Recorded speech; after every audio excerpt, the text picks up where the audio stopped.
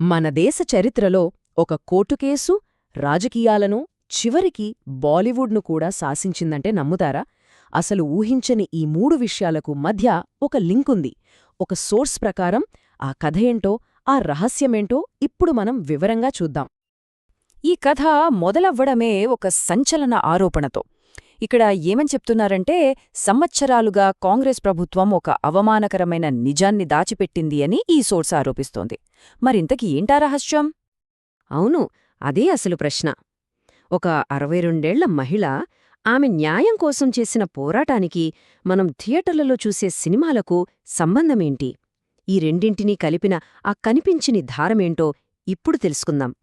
సరే, అయితే ముందుగా ఈ మొత్తం కథకు మూల కారణమైన ఆ మహిళ షా బానో గురించి తెలుసుకుందాం. ఇక్కడ మనం గుర్తుపెట్టుకోవాల్సిందేంటంటే, షా బానో ఒక రాజకీయ నాయకురాలు కాదు, ఒక ఉద్యమకారిని కూడా కాదు. ఆమె మధ్యప్రదేశ్లోని ఇండోర్లో నివసించే 5 పిల్లల తల్లి. 40 ఏళ్ల వైవాహిక జీవితం తర్వాత భర్త మరో పెళ్లి చేసుకోవడమే కాకుండా తనని, తన పిల్లల్ని ఇంటినుంచి గెంటేస్తే రోడ్డున పడ్డ ఒక సాధారణ మహిళ. ఆమె న్యాయ పోరాటం చూడండి. 1975లో ఇంటినుంచి బయటకు పంపేస్తే 1978లో ఆమె కోర్టుకెళ్ళింది. స్థానిక కోర్టు నెలకు కేవలం 25 రూపాయలు భరణంగా ఇవ్వమని తీర్పుచ్చింది. కాని ఆ చిన్న మొత్తంతో మొదలైన కేసు ఏకంగా 7 ఏళ్ల తర్వాత సుప్రీంకోర్టు వరకు వెళ్లి దేశవ్యాప్త చర్చకు దారితీసింది.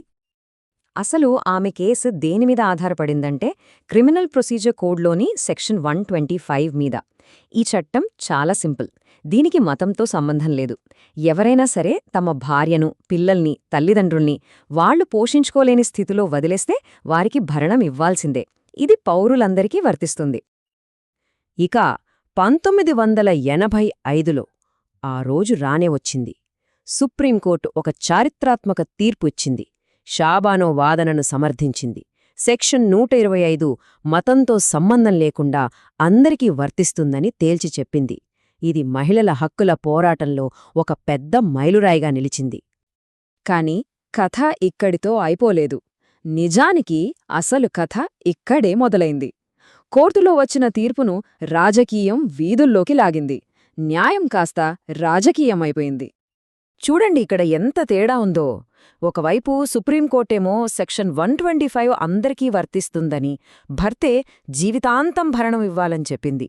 కాని ఈ సోర్స్ ప్రకారం మత పెద్దల నుంచి వచ్చిన ఒత్తిడికి అప్పటి రాజీవ్ గాంధీ ప్రభుత్వం తలొగ్గి ద ముస్లిం విమెన్ యాక్ట్ అనే కొత్త చట్టం తెచ్చింది. ఇది సుప్రీంకోర్టు తీర్పును పూర్తిగా పక్కన పెట్టేసింది. ముస్లిం పురుషులకు సెక్షన్ 125 వర్తించదని, కేవలం 90 రోజుల ఇద్దత్ కాలానికి భరణమిస్తే చాలు అని చెప్పింది. దీని పర్యవసానాలు చాలా తీవ్రంగా ఉన్నాయి. ప్రభుత్వంలో మంత్రిగా ఉన్న ఆరిఫ్ మహ్మద్ ఖాన్ ఈ నిర్ణయాన్ని వ్యతిరేకిస్తూ తన పదవికి రాజీనామా చేశారు. అంతకంటే దారుణమేంటంటే, సామాజిక ఒత్తిడి తట్టుకోలేక ఏ షాబానో అయితే పోరాడి గెలిచిందో ఆమె స్వయంగా తనకు ఆ భరణం వద్దని చెప్పాల్సి వచ్చింది. ఇదంతా ఒక వర్గం ఓట్ల కోసమే చేశారని అప్పట్లో తీవ్ర విమర్శలొచ్చాయి. సరే, ఇదంతా ఒక రాజకీయ, న్యాయపరమైన అంశం. దీనికి బాలీవుడ్కు సంబంధమేంటి?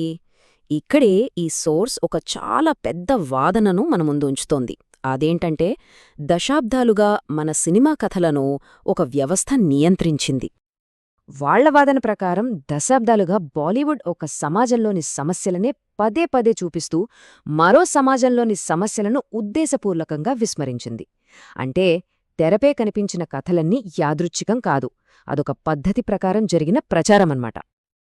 వాళ్లు ఏం చెప్తున్నారంటే, బాలీవుడ్ చాలా సినిమాల్లో హిందూ సమాజ సంస్కరణల మీదే దృష్టిపెట్టింది. వరకట్నం, కుల వ్యవస్థ, బాల్య వివాహాలు, సతీలాంటి దురాచారాలను ప్రశ్నిస్తూ ఎన్నో సినిమాలు వచ్చాయి. పీకే లాంటి సినిమాల్లో హిందూ సంప్రదాయాలను ఎగతాళి కూడా చేశారు.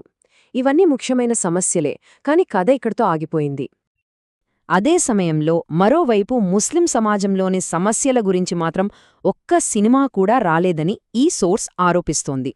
ట్రిపుల్ తలాక్, హలాలా, బుర్కా లాంటి ఎన్నో సంక్లిష్టమైన విషయాలను కావాలనే పక్కన పెట్టేశారు. దీనివల్ల ఒక పక్షపాత కథనం ప్రజల్లోకి వెళ్ళింది అనేది వాళ్ల వాదన. అయితే 2014 తర్వాత ఈ మొత్తం కథనం ఒక్కసారిగా మారిపోయిందని ఈ సోర్స్ విశ్లేషిస్తోంది. ఆ తర్వాత సినిమా రంగంలో ఒక కొత్త శకం మొదలైంది. ఈ సోర్స్ ప్రకారం 2014లో రాజకీయ మార్పులు జరిగాక పాప్ కల్చర్పై ఉన్న ఆ పాత వ్యవస్థ పట్టు బలహీనపడింది. దీంతో గతంలో చెప్పడానికి భయపడిన కథలను, దాచిపెట్టిన నిజాలను ధైర్యంగా తెరకెక్కించే స్వేచ్ఛ ఫిల్మ్మేకర్స్కు దొరికింది. దీనికి ఉదాహరణలుగా మనకు ఈ మధ్య కాలంలో వచ్చిన ఎన్నో సినిమాలు కనిపిస్తున్నాయి. Uri, the Kashmir files, the Kerala story, Tanhaji, ఇలా ఒక కొత్త రకం సినిమాలు రావడం మొదలైంది. ప్రేక్షకులు కూడా ఇలాంటి నిజజీవిత కథలను చూడాలనుకోవడం, దానికి తోడు రాజకీయ వాతావరణం కూడా మారడంతో మన దేశ చరిత్రలోని ఎన్నో దాచిపెట్టబడిన అధ్యాయాలు ఇప్పుడు వెలుగులోకి వస్తున్నాయి. అంతేకాదు, సినిమాల్లో వస్తున్న ఈ మార్పుకు సమాంతరంగా రాజకీయంగా కూడా పెద్ద సంస్కరణలు జరిగాయి. ఉదాహరణకు ట్రిపుల్ తలాకును రద్దు చేయడం. అంటే తెరమీద, నిజ జీవితంలో రెండింటిలోనూ ఒకేసారి మార్పు వస్తోందని ఈ విశ్లేషణ చెబుతోంది. అయితే చివరగా ఈ సోర్స్ మన ముందు ఒక పెద్ద ప్రశ్ననుంచుతోంది. ఇప్పుడు వస్తున్న ఈ కొత్త సినిమాలు కేవలం ఒక కొత్త రకమైన కథనాలా? లేక ఇవి నిజంగా సమాజంలో దీర్ఘకాలంగా విస్మరించబడిన సమస్యలను పరిష్కరించి నిజమైన సామాజిక సంస్కరణలకు దారితీస్తాయా?